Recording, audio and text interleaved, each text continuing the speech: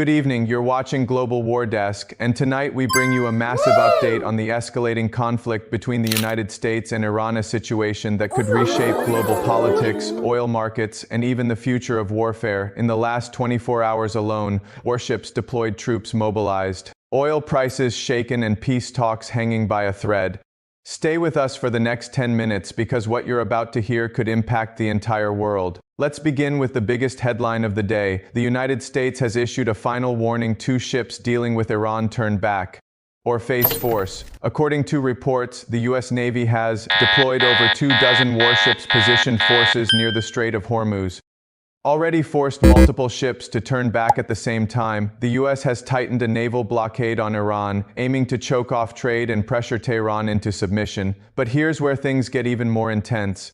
Iran has threatened retaliation, warning it could disrupt global shipping routes. This is not just a regional conflict anymore, this is a global economic risk.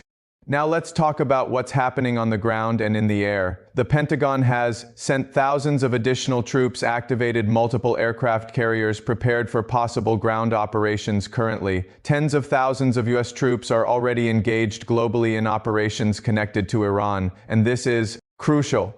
The U.S. is preparing for long-term conflict, not just a short strike. Meanwhile, Iran is strengthening its missile defenses, warning of serious consequences, maintaining pressure in regional zones like Lebanon. The message from both sides is clear: to understand today's crisis, we need to go back. This conflict escalated after joint U.S.-Israel strikes on Iranian targets in February 2026, the assassination of Iran's top leadership. Rising tensions over Iran's nuclear program soon after. A U.S. fighter jet was shot down inside Iran. A high-risk rescue mission was launched. Multiple aircraft were lost in the operation. This marked a turning point. The war was no longer indirect, it became open confrontation. Now here's where things get complicated. Even as tensions rise, diplomatic talks are still happening behind the scenes. Indirect negotiations are ongoing. A temporary ceasefire is under discussion. Countries like Pakistan are acting as mediators, but there's a problem. Iran has set conditions: stop attacks in Lebanon, reduce military pressure the U.S. demands, nuclear rollback, strategic concessions. So far, no final agreement, no confirmed ceasefire extension, which means time is running out. This war is not just about weapons, it's about money, economy, survival. Here's what's happening globally. Oil prices are rising sharply, supply chains are disrupted, businesses are entering wait and see mode. Fuel costs in some regions: gas above $4, diesel above $5.6, and if the Strait of Hormuz closes fully, the world could face a massive energy crisis. Even major companies in the U.S. are delaying investments, raising prices, cutting risk. This is already affecting everyday people. So the big question: are we heading toward full-scale war? There are 3 possible scenarios. 1. Diplomatic deal, ceasefire extended, sanctions eased, markets stabilized. 2. Limited conflict, continued strikes, naval tensions controlled, escalation. 3. Full war, massive military operations, global economic shock, possible involvement of other nations. Right now, experts say the situation is extremely volatile. One wrong, this war is not only being fought with missiles and ships, it's also happening in the shadows. Cyber warfare has intensified between the United States and Iran. Sources suggest critical infrastructure is being targeted.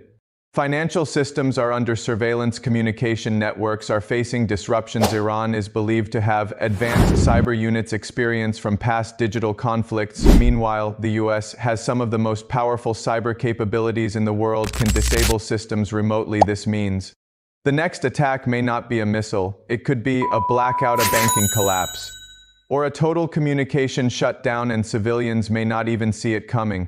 Let's compare military strength, specifically missile power. The United States: advanced precision missiles, long-range strike capability, carrier-based launch systems. Iran: massive stockpile of ballistic missiles, strong regional targeting capability, underground missile bases. What makes this dangerous? Iran doesn't need to match the U.S. globally. It only needs to disrupt oil routes, target nearby U.S. bases, create regional chaos, and that could trigger a much larger war. Now the biggest fear: this war spreading beyond just 2 countries, possible involvement. Israel, already indirectly involved, Gulf nations at risk due to proximity. Russia, watching closely, may support strategically China, focused on oil and global stability if even one more major power gets involved. This could turn into a multi-nation conflict, and history tells us small conflicts can become world wars. Now let's talk about something that affects you directly. If this conflict escalates, in India, petrol and diesel prices could rise sharply. Import costs may increase, inflation could go up, flights may become expensive, stock markets may fluctuate, even everyday goods could get costlier. This is not just their war, it impacts your money, your business, your future. This is not just news. This is history in the making. Stay alert, stay informed, because the next update could be even bigger. From naval blockades to nuclear tensions, from diplomacy to destruction. The USA-Iran conflict has reached a critical turning point. Will leaders choose peace, or will the world witness another major war?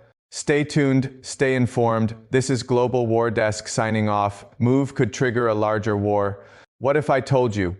The world order you think still exists is already gone, not collapsing, not changing, gone. And the most surprising part is, most people didn't even notice when it happened. There was no single war, no official announcement, no dramatic headline, just quiet shifts, slow moves, and now, we are living in a completely different world. To understand what changed, we first need to understand what existed before, after the Cold War ended. The world became unipolar. One dominant power, the United States. It controlled global finance, led military alliances, influenced international institutions for decades. The system was simple. The US sets the rules, the rest of the world follows. This wasn't just power. It was predictability. But no system lasts forever. The first cracks appeared quietly. Economic crises, long wars, rising competition, conflicts like the Iraq War and the Afghanistan War showed something important. Military power alone could not control outcomes anymore. At the same time, new powers were rising, especially China, manufacturing dominance, trade expansion, global investments. And slowly, the balance began to shift. Here's the key point most people miss. The world order didn't collapse suddenly. It shifted quietly. Instead of one dominant power, we now have multiple centers of power: United States, military plus finance; China, economy plus supply chains; Russia, energy plus military strategy. This is called a multipolar world. But here's the difference.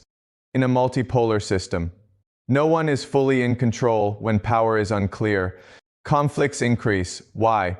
Because rules become uncertain, boundaries are tested, influence is contested. Look at rising tensions involving Iran, regional disputes, and economic rivalries. These are not isolated events. They are symptoms of a changing system in the old world.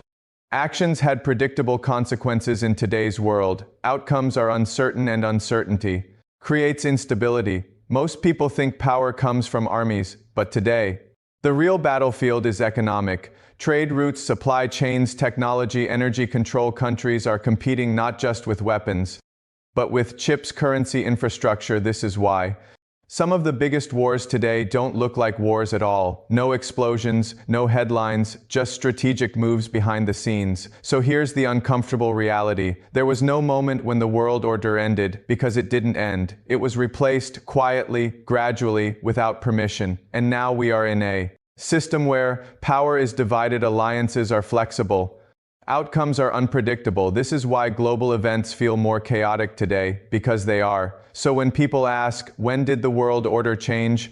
The answer is simple: it already did. You just didn't notice. And the real question now is not, who is in control, but can anyone control what comes next?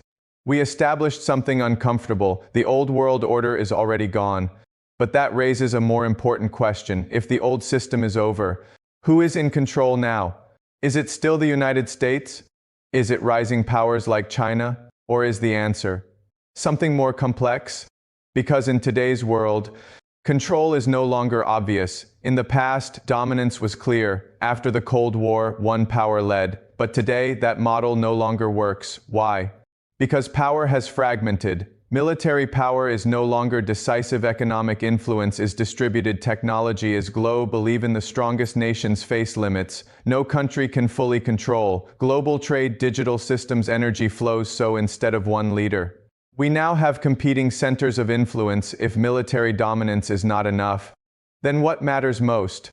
Money. The global financial system is still heavily influenced by the United States' dollar dominance, control over financial networks, sanctions power, but here's the shift. Other countries are adapting. Alternative payment systems, trade in local currencies, reduce dependency, especially from China and Russia. This doesn't end us power, but it reduces exclusive control. If finance is influence, energy is leverage. Control over oil and gas routes shapes global decisions. Regions involving Iran become critical not because of size, but because of location and resources. Key idea: countries that control energy flow don't need to dominate militarily, they can influence prices, supply stability, and in a fragile global system, that is power.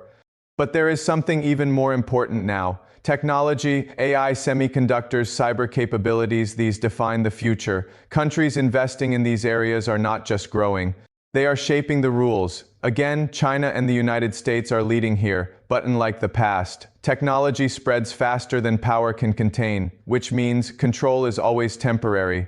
So now we reach the key conclusion: who controls the new world order? The answer is no one, not completely, not permanently. Instead, what we have is shared influence, competing interests, temporary advantages, power shifts depending on situation, region, strategy. This is not a stable system. It is a dynamic one. A system without clear control is more unpredictable. In the past, one power enforced stability. Today, multiple powers test limits. This increases miscalculations, regional conflicts, economic shocks. Even smaller events can escalate faster because there is no single authority to contain them. So when we ask, who will control the new world order, we may be asking the wrong question, because control today is not about dominance. It is about influence, adaptation, timing, and the countries that understand this will not try to control the system. They will learn how to navigate it.